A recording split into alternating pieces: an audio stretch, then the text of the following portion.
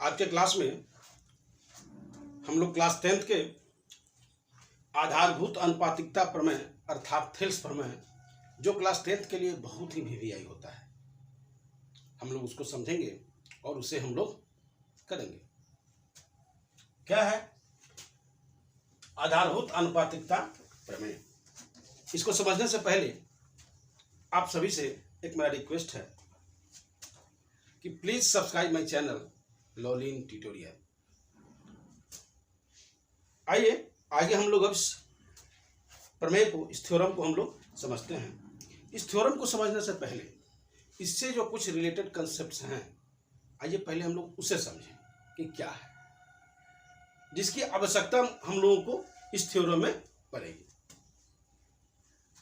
क्या है कि हम लोग सबसे पहले यह देखिए कि किसी त्रिभुज का क्षेत्रफल हम लोग कैसे निकालते हैं। त्रिभुज का क्षेत्रफल हम लोग कैसे निकालते हैं? कोई यह त्रिभुज है और इसका हमको क्षेत्रफल निकालना है, तो हम लोग क्या करते हैं कि इसका शीर्ष लंब और इसकी संगत भुजा मालूम होनी चाहिए, तो हम लोग क्या करेंगे, इसका क्षेत्रफल निकाल लेंगे। यदि हमको निकालना है कि एबीसी त्रिभुज एबीसी का क्षेत्रफल अगर निकालना है, तो हम लोग क्या करेंगे, इसका फॉर्मूला होता है 1/2 गुना आधार गुना ऊंचाई।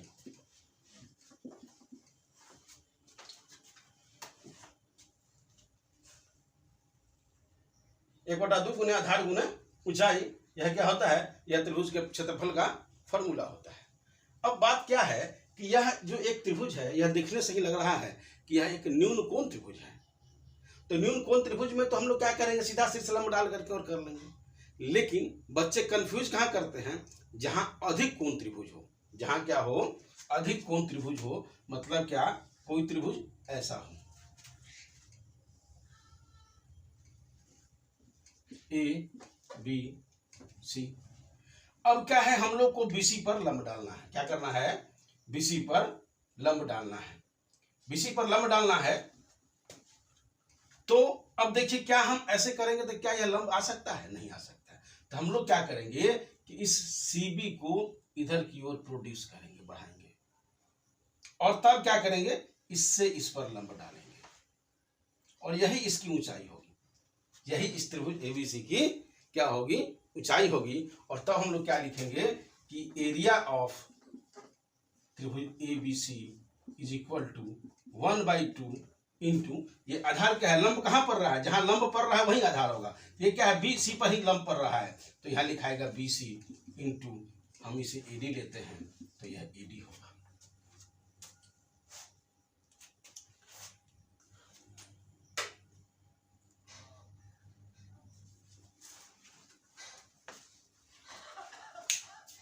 अब हम लोग देखिए कि ऐसा डायग्राम रहा तो हम लोग निकाल देंगे क्षेत्रफल, लेकिन देखिए कुछ हम लोग को अलग अलग डायग्राम हम लोग को आता रहेगा और हम लोग उसे सॉल्व करेंगे। जैसे मान लिया जाए क्या कि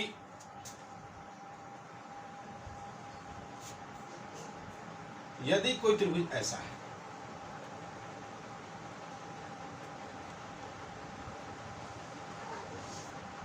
कोई त्रिभुज ऐसा है,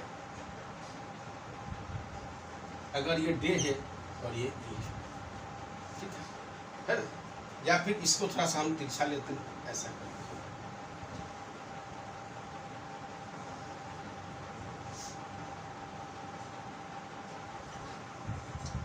कोई ये त्रिभुज डीईबी है, यह देखने से ही लग रहा है कि यह क्या है, यह अधिक कोण त्रिभुज है। यह कौन सा त्रिभुज है, तो अधिक कोण त्रिभुज है।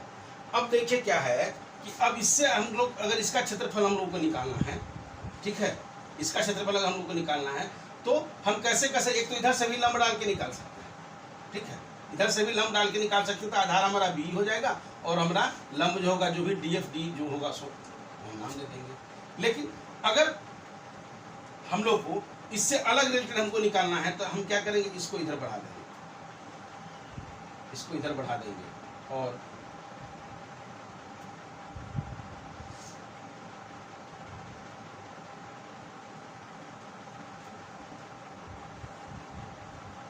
यहाँ से यहाँ हम लोग क्या करेंगे, लंब इसका नाम अगर हम लोग दे दे कुछ भी, एफ दे दे, हम लोग दे दे इसका नाम एफ, तो त्रिभुज DBE का क्षेत्रफल क्या लिखेंगे? इसका जो क्षेत्रफल लिखेंगे वह क्या लिखेंगे? 1/2। अब इसके लिए आधार कौन है? तो BD ही आधार है, तो क्या लिखा जाएगा? BD इंटू लंब कौन है? तो EF, ऐसा ही लिखा जाएगा। यदि देखिए कि अगर क्या हो कि इस डायग्राम को हम लोग हटाएंगे,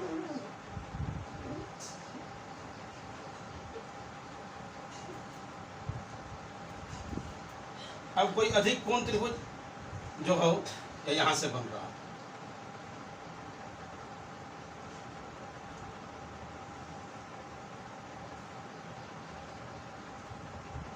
ये आपका D है, ये आपका C है। अब मुझे क्या करना है? इसका क्षेत्रफल निकालना है, तो हम लोग क्या करेंगे? इसको आगे बढ़ाएंगे और इससे इस पर परपेंडिकुलर, इस पर क्या करेंगे? लंब डाल देंगे। इससे इस पर क्या करेंगे? लंब डाल देंगे। अगर इसका नाम हम लोग रख देते हैं कुछ भी, n रख देते हैं, तो क्या होगा? त्रिभुज DEC का क्षेत्रफल क्या लिखा जाएगा? 1/2 इंटू CE इंटू DN, ये ऐसा ही लिखा जाएगा। ठीक है, तो अधिक कोण त्रिभुज हो तो हम क्या करते हैं? उसकी एक भुजा को बढ़ा करके तब उसके जो सन्मुख जो शीर्ष होता है उससे हम लोग क्या करते हैं? शीर्ष लंब डालते हैं। ठीक है, ये चीज सब हम लोग पहले के क्लास में पढ़ चुके हैं, लेकिन चूंकि इसमें आवश्यकता है इसलिए हम लोग को इसे भी एक बार देख लेना चाहिए था और हम लोगों ने देखा। अब इसके आगे एक और कंसेप्ट को देखिए क्या है।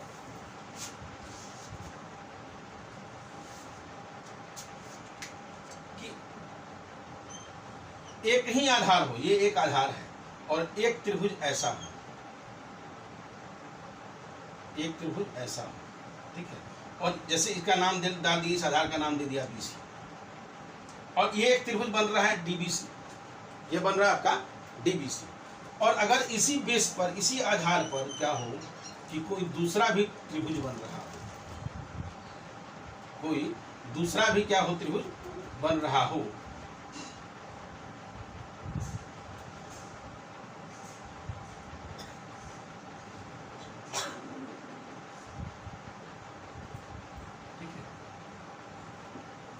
एक त्रिभुज, दो त्रिभुज यहां पर बन रहा है, त्रिभुज DBC और त्रिभुज EBC, दोनों में ही क्या देख रहे हैं? दोनों की ही उभयनिष्ठ भुजा क्या है? BC है। इसका मतलब दोनों का ही समान आधार है। यहां पर क्या हुआ? सबसे पहले एक बात आई, क्या चीज? कि समान आधार। क्या आया? समान आधार। दूसरा चीज क्या आया? दूसरा चीज क्या आया यहां पर? कि एक समान आधार है, ये क्या है? समान आधार है। और यदि ये D और E जो है, ये D और E जो एक रेखा है, DE जो एक रेखा है, यह रेखा यदि BC के समांतर हो, क्या हो? BC के समांतर हो, मतलब क्या? यह और यह क्या हो? समांतर हो।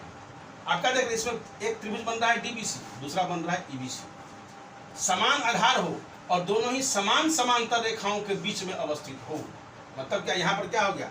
समान समांतर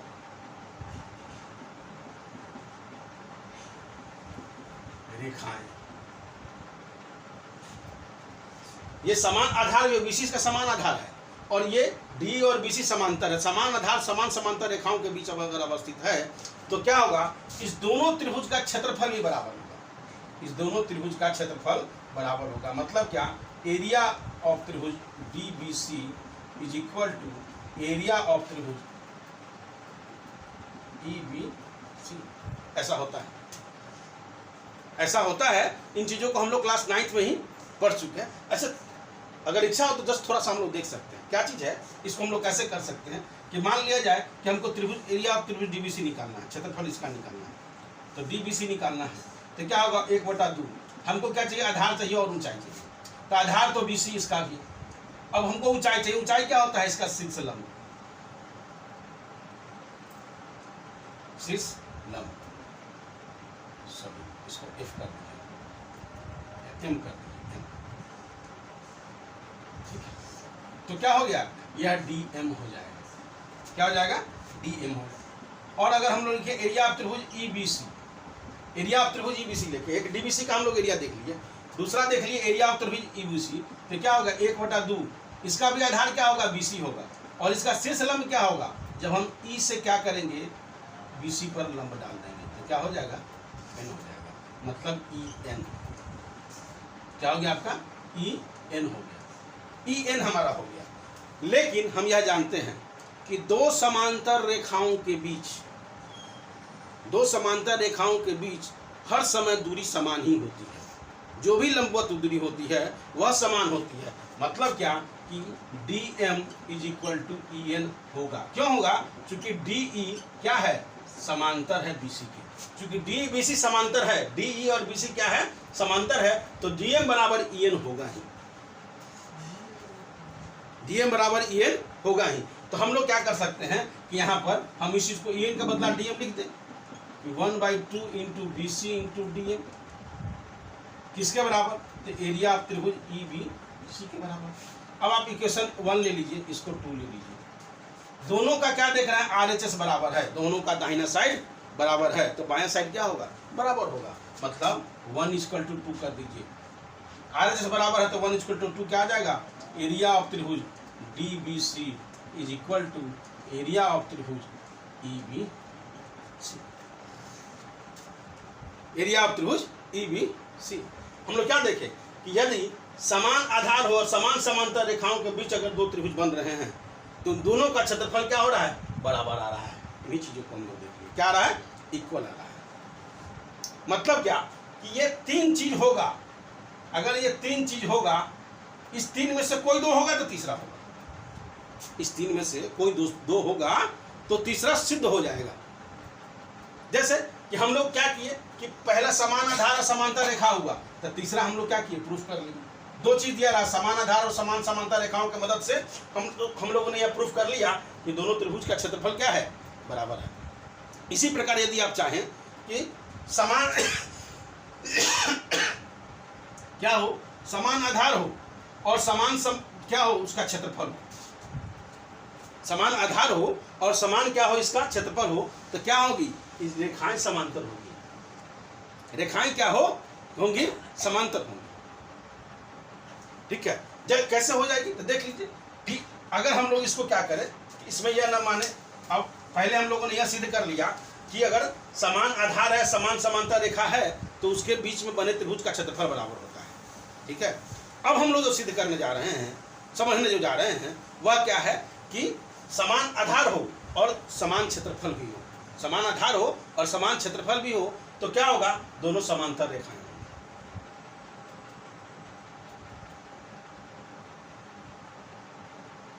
ठीक है, और ऐसा होता ही है, ऐसा नहीं होने का सवाल ही उत्पन्न नहीं होता है कि यह नहीं हो।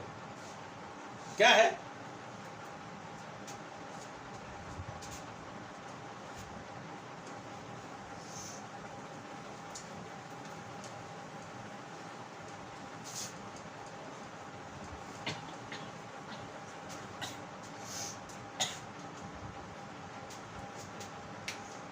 हालांकि क्लास लंबा हो जाएगा। ठीक है, हम लोग इतना जाने कि अगर समान समांतर रेखा है और समान क्षेत्रफल है और समान आधार है, इस 3 में से कोई 2 होगा तो तीसरा होगा। ऐसा हम लोग क्लास 9 में पढ़ चुके हैं, एक चीजों को हम लोगों ने कर लिया। ठीक है, और इस दोनों का जरूरत पड़ेगा, किसका कि अगर समान समांतर रेखाएं हैं, समान आधार है, तो क्षेत्रफल बराबर होंगे, तो क्षेत्रफल क्या हो जाएंगे, यह दोनों क्या हो जाएंगे, बराबर हो जाएंगे। ठीक है, अब क्या है कि अगर हम लोग को समान समांतर रेखा करना है, तो जैसे ही इसको प्रोसेस करेंगे तो ये भी हो जाएगा, ये दूरी क्या आ जाएगा, हम लोग का बराबर आ जाएगा, हम लोग क्या आ जाएगा, बराबर आ जाएगा, और प्रूफ हो जाएगा कि क्या है, DEBC के समांतर है। क्योंकि 2 रेखाओं के बीच में अगर लंबवत दूरी समान हो तो निश्चित रूप से वह क्या होंगी, समांतर होंगी, वह क्या होंगी, समांतर होंगी। अब आइए हम लोग जो मुख्य रूप से हम लोग को पढ़ना है, जो हम लोग आज पढ़ने चले हैं, आधारभूत अनुपातिकता प्रमेय, थेल्स प्रमेय, हम लोग उसकी ओर चले, क्योंकि बहुत ही इंपॉर्टेंट यह पाठ है, इसे हम लोग को समझना बहुत ही आवश्यक है।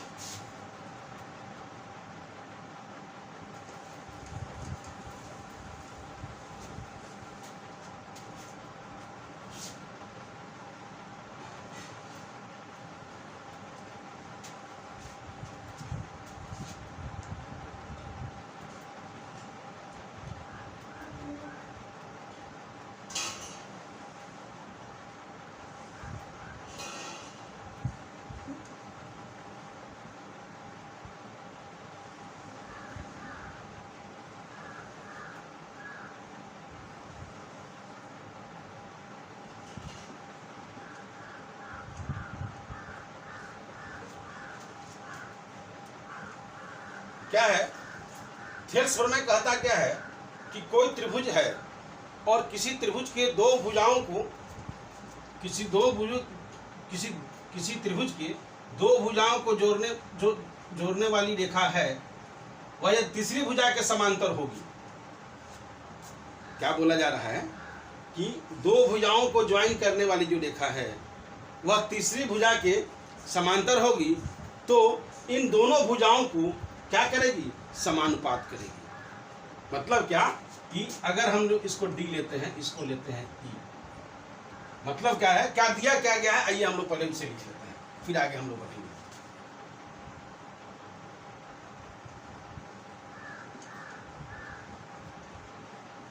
दिया है त्रिभुज ए बी सी में, त्रिभुज ए बी सी में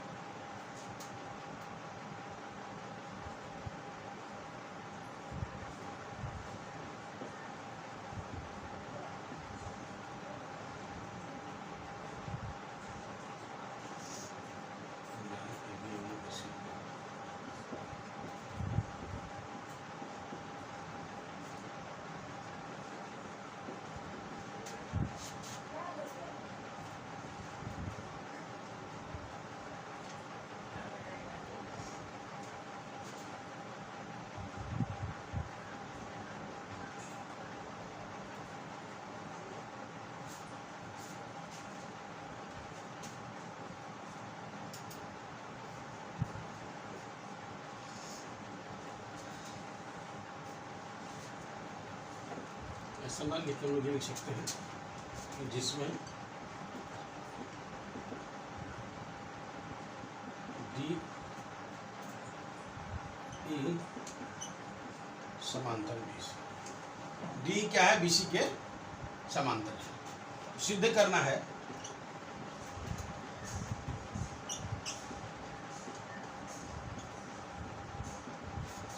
है A D by B D is equal to A E by C. यही क्या करना है, हम लोग को सिद्ध करना है। क्या दिया गया है कि कोई त्रिभुज एबीसी है जिसमें डी ए बी की बिंदु है और ई ए सी पर बिंदु है, और इस दोनों को जब मिलाया जाता है तो वह क्या होता है, तीसरे के समांतर होता है। या क्या होता है, इसके क्या है, यह समांतर है, यह इसके क्या है, समांतर है। तो सिद्ध करना है कि A D by B D, ये बाई ये इज इक्वल टू ये बाई ये, यही हम लोग को क्या करना है, सिद्ध करना है। अच्छा, तो अब हम लोग को सिद्ध करना है, तो इसमें हम लोग कुछ काम करेंगे। क्या करेंगे कि हम लोग पहले इसमें क्या करेंगे, हम लोग रचना करेंगे, कंस्ट्रक्शन करेंगे, रचना करेंगे, कंस्ट्रक्शन करेंगे। और क्या रचना करेंगे, तो हम लोग पहले क्या कीजिए कि हम लोग सी से डी को मिला दीजिए, सी से डी को मिला दीजिए, बी से ई को मिला दीजिए। क्या किया हमने, पहले डी से सी को मिला दिया, ई से बी को मिला दिया। तो आप यहाँ पर क्या देख रहे हैं कि पहले एक त्रिभुज बन रहा है आपका, क्या, त्रिभुज डी बी ई, क्या बन रहा है, त्रिभुज डी बी ई बन रहा है। और दूसरा त्रिभुज क्या बन रहा है,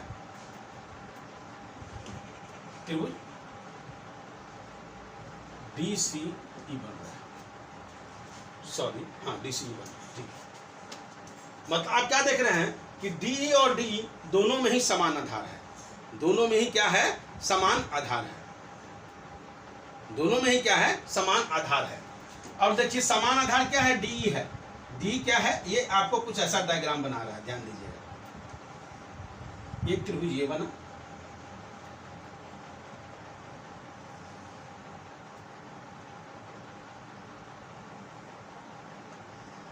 और दूसरा त्रिभुज ये बना, दोनों में ही क्या देख रहे हैं, डी इसमें समान आधार है, और एक त्रिभुज बन गया डी बी ई और दूसरा त्रिभुज बन गया डी ई सी, जैसे आपका ये वाला हो गया, ठीक है। और एक त्रिभुज बन गया आपका कौन, ये वाला,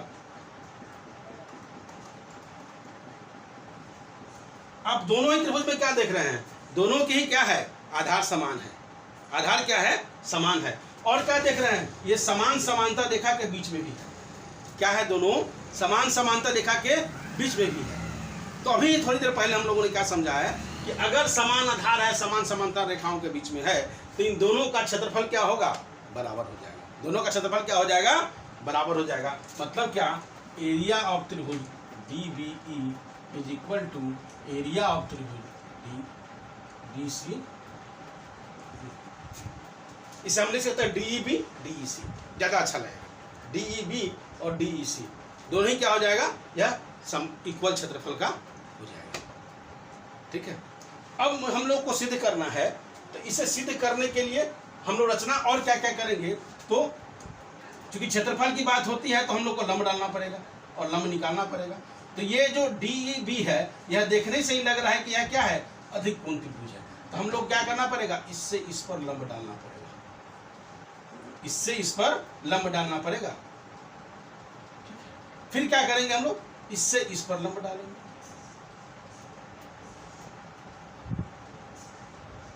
इससे इस पर लंब डालेंगे। ये हम लोग को रचना करना है। रचना क्या करना है, D से C को मिलाना है, B से E को मिलाना है, और क्या करना है हम लोग को कि EN और M, EN और DM हम लोग को लंब डालना है। ठीक है, तो आइए हम लोग रचना करें।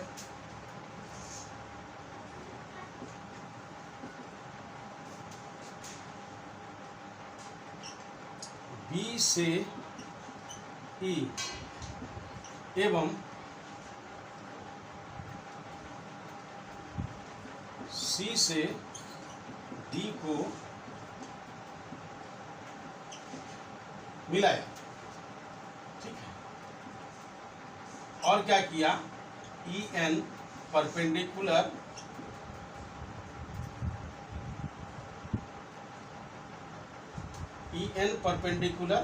AB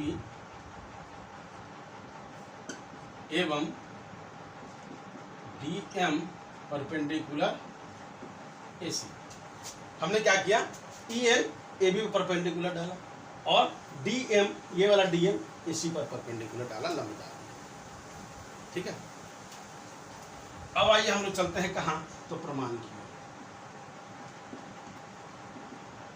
कहाँ चलते हैं हम लोग, तो प्रमाण की ओर चलते हैं।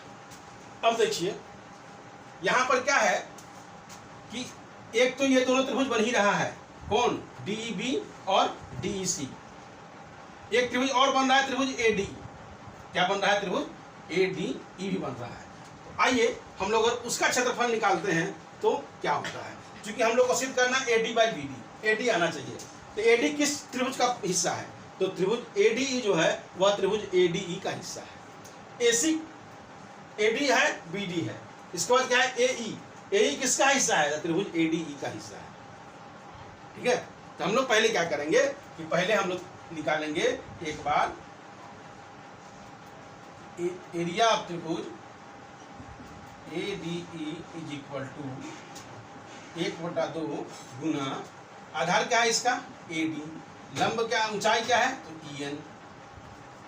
ठीक है, फिर देखिए अब हम लोग क्या करते हैं, निकालते हैं एरिया ऑफ त्रिभुज DEB।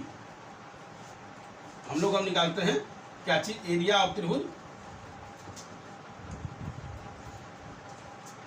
DEB। तो क्या हो जाएगा, वो 1/2 DEB, मतलब ये वाला त्रिभुज 1/2 गुने क्या, आधार क्या होगा, इसका आधार हो जाएगा BD, और इसका लंब लेकिन दोनों का एक ही होगा, कौन चीज, EN। ठीक है ना। अब आप क्या देख रहे होंगे कि जब हम लोगों ने क्या किया कि इसके ऊपर जो एक त्रिभुज है, ये त्रिभुज है त्रिभुज ADE। हम जब इसकी बात कर रहे हैं तो इसका क्षेत्रफल आया ADE equal to 1/2 into AD into EN। DBE की बात कर रहे थे 1/2 इंटू BD इंटू EN। हम लोग को लाना क्या है, AD बाई BD। हम लोग को जहां जाना रहेगा वहां की दिशा की ओर देखेंगे, नहीं जाना है, देखेंगे लाना क्या है, AD बाई BD हम लोग को लाना है। तो आप क्या देख रहे हैं कि AD बाई BD लाना है, यहाँ AD है यहाँ BD है। तो यह कैसे, अगर इसमें इसको डिवाइड कर दें तो मेरा आ जाएगा। इसको इससे डिवाइड कर दे तो मेरा आ जाएगा, AD बाई BD आएगा। देखिए कैसे आएगा। अब हम लोग क्या करें कि एरिया ऑफ त्रिभुज ADE को क्या करें, एरिया ऑफ त्रिभुज DEB से हम लोग अगर भाग दे दें तो क्या होगा, 1/2 into AD into EN by 1/2 into BD into EN। ठीक है, अब क्या होगा, 1/2 cancel, EN cancel, is equal to क्या आ गया आपका, AD बाई BD। क्या आपका आ गया, AD बाई BD।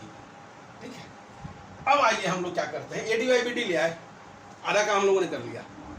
अब हम लोग क्या कीजिए, AD बाई C ले आइए, AE बाई C। इसके लिए भी हम लोग क्या करेंगे कि जब त्रिभुज ADE का क्षेत्रफल और DEC का क्षेत्रफल, ADE के क्षेत्रफल में DEC के क्षेत्रफल से भाग दे देंगे तो मेरा AE बाई EC आ जाएगा। देखिए कैसे आता है,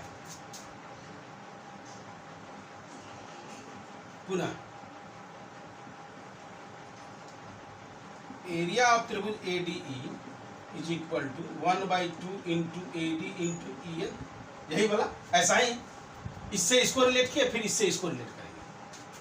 फिर क्या है, एरिया ऑफ त्रिभुज DEC, ये वाला त्रिभुज, ये वाला त्रिभुज DEC, एरिया ऑफ त्रिभुज DEC इज इक्वल टू 1/2,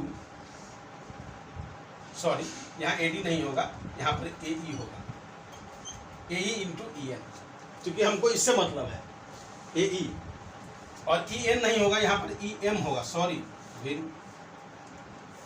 क्षमा करेंगे, AE into DM, AE into DM। और इसमें क्या होगा, एरिया ऑफ त्रिभुज DEC में 1/2 इंटू CE इंटू क्या हो जाएगा, D। अब क्या करेंगे, फिर इससे हमको क्या चाहिए, AE बाई CE चाहिए, AE बाई CE चाहिए, तो हम दोनों क्या करेंगे, इसमें इससे भाग दे देंगे तो मेरा आ जाएगा। फिर हम यहाँ पर क्या लिखेंगे, एरिया ऑफ त्रिभुज ADE divided by area of त्रिभुज DEC is equal to 1/2 into AE into DM by 1/2 into CE into क्या DM। अब ये 1/2 कैंसिल, DM कैंसिल, क्या आ गया, हमारा आ गया AE बाई CE आ गया। ध्यान देंगे हम लोग ध्यान क्या देंगे इसमें कि इस ADE और DEB इज इक्वल टू आ गया AD बाई BD, दोनों का क्षेत्रफल बराबर आ गया। यहाँ देखिए एरिया ऑफ त्रिभुज ADE बाई एरिया ऑफ त्रिभुज DEC आ गया AE बाई CE। अब हमको क्या करना है, यहाँ पर पीछे बराबर का चिन्ह है, हमको अब इसके बराबर में ये लाना है। अगर आप इसको, हम लोग क्या करते हैं कि अगर आप इसको 1 और 2 ले लेंगे, 1 और 2 ले लेंगे तो क्या करेंगे, हाँ दोनों का अगर हमारा LHS बराबर हो जाए, दोनों का LHS बराबर हो जाए तो मेरा RHS बराबर हो जाएगा। अब LHS बराबर करने के लिए क्या चाहिए, LHS बराबर करने के लिए क्या चाहिए, तो यहाँ पर ऊपर अभी एरिया ऑफ त्रिभुज ADE है तो इससे भी एरिया ऑफ त्रिभुज ADE है, लेकिन नीचे में क्या है, एरिया ऑफ त्रिभुज DEB, या यहाँ है DEC, मतलब DEB ये वाला त्रिभुज, DEB ये वाला, और त्रिभुज DEC ये वाला, देख रहे हैं, एक ये वाला त्रिभुज और दूसरा आपका ये वाला। ठीक है, अगर इस दोनों का, अगर हम DEC के जगह पर DEB ले आवे तो मेरा काम बन जाए। तो अभी हम लोगों ने क्या देखा था कि दोनों का ही समान आधार है, दोनों का ही क्या है, समान आधार है। तो एरिया ऑफ त्रिभुज DEB is equal to area of त्रिभुज DEC होगा कि नहीं होगा, क्यों हो जाएगा, क्योंकि ये समान आधार है और समान समांतर रेखा है। अभी हम लोगों ने इसे पाया था क्या कि दोनों ही DE क्या है, त्रिभुज DEB का भी समान आधार है, और DE क्या है, त्रिभुज DEC का भी आधार है, अर्थात दोनों का एक ही आधार हुआ, समान आधार हो गया। और क्या हो गया कि AC और BC और DE क्या है, दोनों समांतर है। तो हम लोग अभी इससे पहले भी कंसेप्ट में समझे और अभी भी समझे हैं क्या चीज, कि यदि दो समांतर रेखाओं के बीच में अगर समान आधार पर अगर कोई दो त्रिभुज बनता है तो वो दोनों का क्षेत्रफल बराबर होता है, अर्थात DEB इक्वल टू DEC।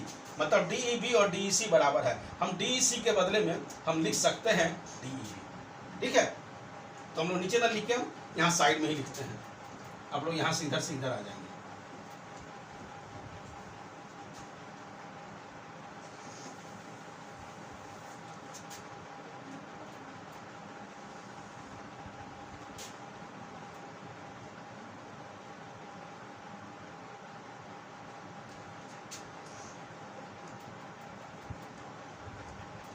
चूंकि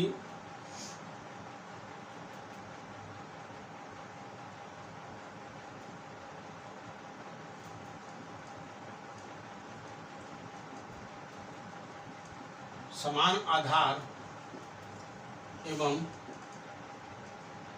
समान समांतर रेखाओं के बीच बने त्रिभुज का क्षेत्रफल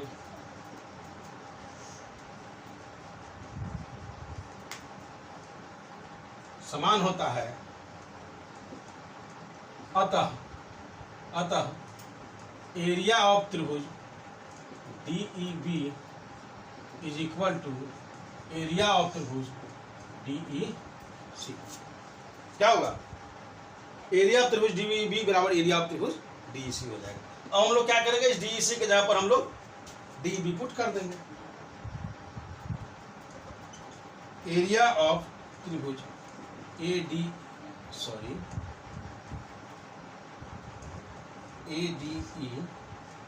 बाई एरिया ऑफ त्रिभुज DEB is equal to AE by C। देख लीजिए, हम लोगों ने क्या किया, इस DEC के जगह पर DEB पुट कर दिया। क्योंकि क्या है, दोनों समान समांतर रेखा और समान आधार के बीच में है, इसलिए दोनों का क्षेत्रफल क्या होगा, बराबर होगा। अब इसका नाम हम लोग दे दीजिए इक्वेशन 2, समीकरण 2 दे दीजिए। अब क्या देख रहे हैं, इक्वेशन 1 और इक्वेशन 2 में दोनों का LHS बराबर है। 1 का LHS क्या है, एरिया ऑफ त्रिभुज ADE बाई एरिया ऑफ त्रिभुज DEB। इसमें भी देखिए इक्वेशन 2 का LHS क्या है, एरिया ऑफ त्रिभुज ADE बाई एरिया ऑफ त्रिभुज DEB। देख लीजिए, ये और ये दोनों का ही LHS क्या है, समान है। तो क्या होगा, RHS इसका समान होगा। मतलब क्या कि हम लोग यहाँ कर दे 1 इक्वल टू 2, तो क्या हो जाएगा, AD by BD is equal to AE by CE। हम लोग को जो प्रूफ करना था उसे हम लोग प्रूफ कर दिए। अतः सिद्धम, यह क्या हो गया, हम लोग का प्रूफ्ड हो गया। हम लोग क्या हो गया, यह प्रूफ्ड हो गया। मैं उम्मीद करता हूं कि आप लोग इसे अच्छे से समझे होंगे।